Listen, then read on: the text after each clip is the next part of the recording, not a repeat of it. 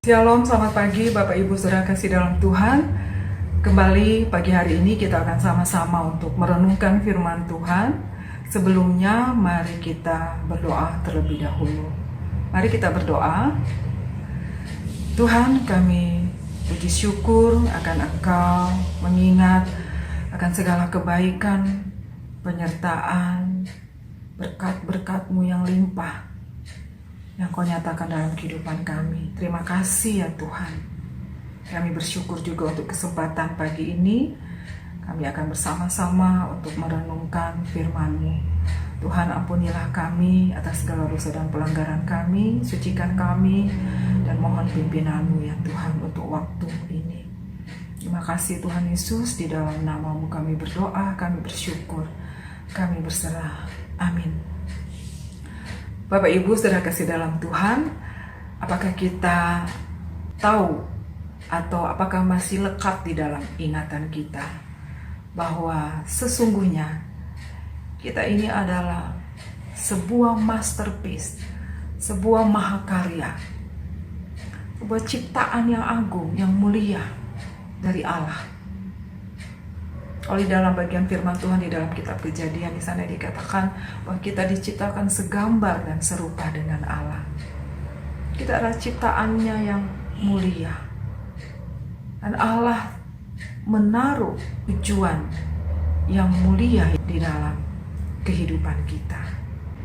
Apa tujuan yang mulia itu yang Allah sudah taruh dalam kehidupan kita? Allah ingin untuk kita menjalani hidup yang berarti, hidup yang bernilai, kehidupan yang mulia karena kita membawa tujuan mulia Allah. Dan hidup yang berarti, hidup yang bernilai, artinya juga bahwa hidup kita itu terhubung dengan Allah. Hidup kita itu terhubung dengan misi pribadinya Allah, yang Allah tahu di dalam setiap masing-masing kita, ciptaannya.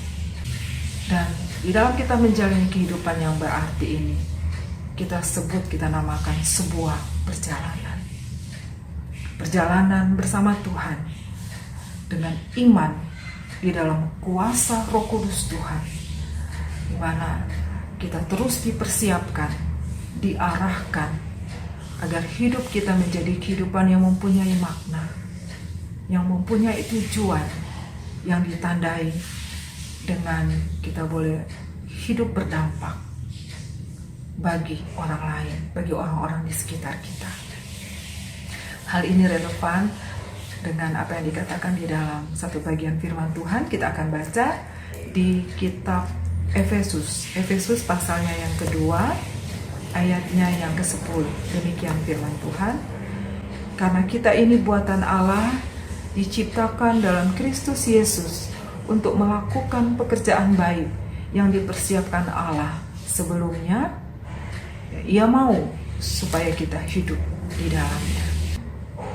Firman yang mengingatkan bahwa di mana kita boleh menjadi ciptaan yang baru di dalam karya penebusan, karya keselamatannya daripada Kristus Yesus, Tuhan dan Juru Selamat kita.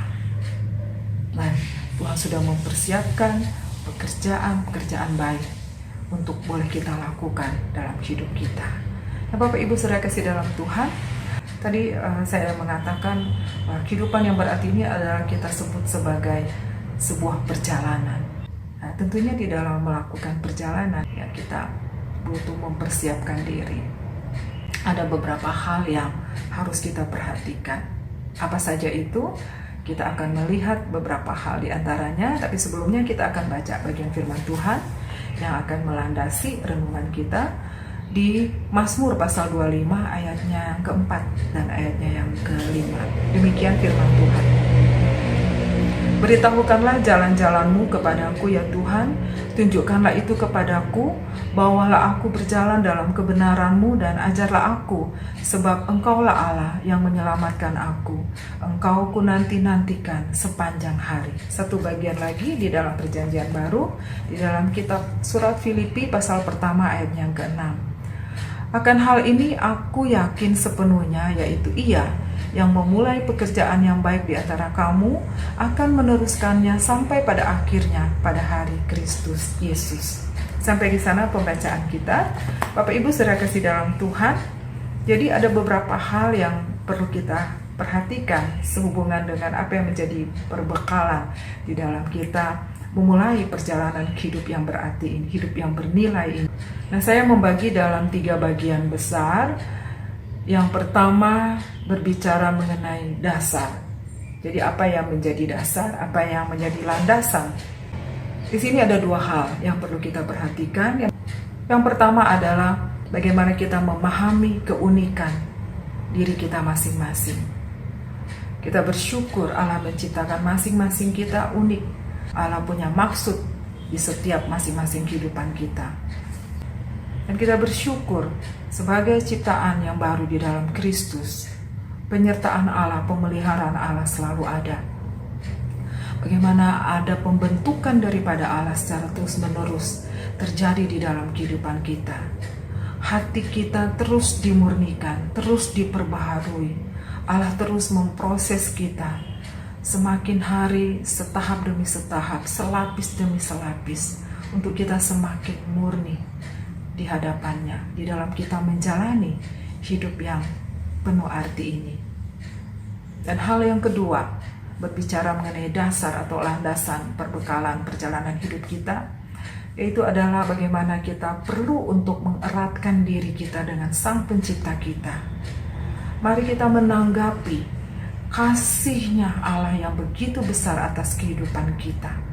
Dengan kita beriman, mengimani Kristus yang telah Allah anugerahkan bagi setiap kita untuk boleh menebus dan menyelamatkan kita dan memberi kehidupan yang baru, kehidupan yang bernilai kekal.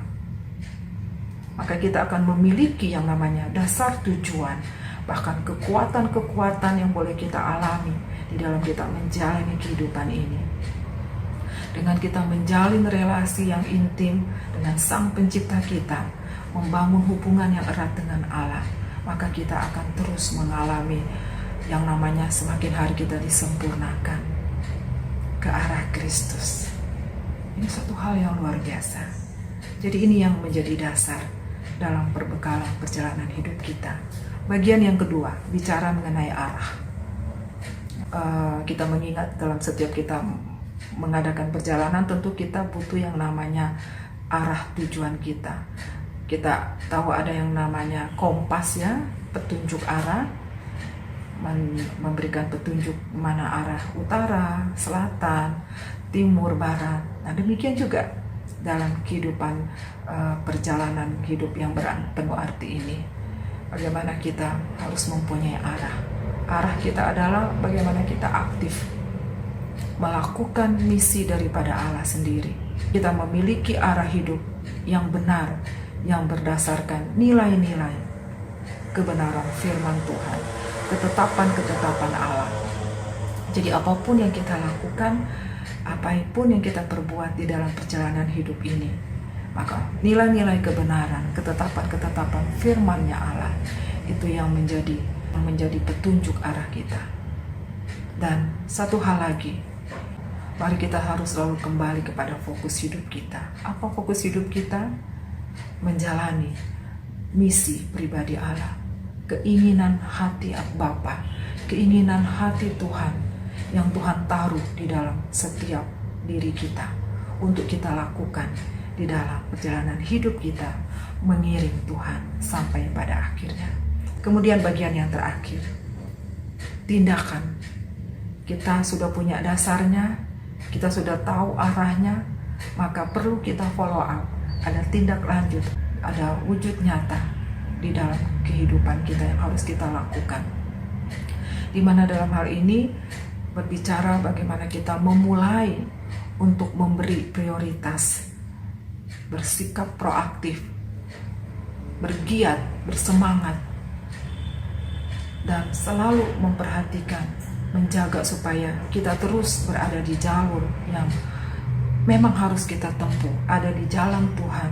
Meskipun mungkin banyak tantangan, banyak hambatan, banyak tekanan, bahkan ketika kita melihat keterbatasan-keterbatasan di dalam diri kita.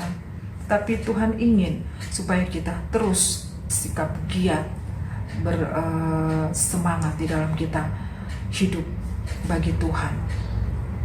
Butuh di sini juga yang namanya komitmen, ketetapan hati, keteguhan hati. Untuk kita selalu setia, bahkan kita selalu mau berjuang mempertahankan kehidupan yang benar, kehidupan yang kudus di hadapan Tuhan. Kita perlu untuk selalu menyesuaikan, menyelaraskan diri kita dengan apa yang menjadi keinginan hati Tuhan. Tuhan akan menolong kita untuk kita boleh memberi pengaruh, kita boleh mengajak, kita boleh melibatkan banyak orang, kita boleh membimbing orang untuk mereka datang kepada Kristus, dan mereka boleh memperoleh karya penebusan, karya keselamatan oleh kasih Kristus yang ajaib dalam kehidupan mereka. Dan satu hal juga yang perlu kita ingat, kita perlu terus untuk bertumbuh di dalam kehidupan iman dan kerohanian kita, di dalam hubungan kita dengan Allah, relasi kita dengan Tuhan. Dan satu hal yang penting juga untuk kita ingat, bahwa kehidupan kita dikatakan berarti, artinya hidup yang selalu terhubung, yang selalu terkoneksi dengan Sang Pencipta, dengan Allah Bapa kita, yang selalu terpusat, yang terlalu terfokus kepada Kristus. Jangan pernah kita bergeser, jangan pernah kita keluar dari jalur Tuhan, dari persekutuan dengan Allah, dari persekutuan dengan Kristus. Percayalah, Allah tidak akan pernah meninggalkan kita.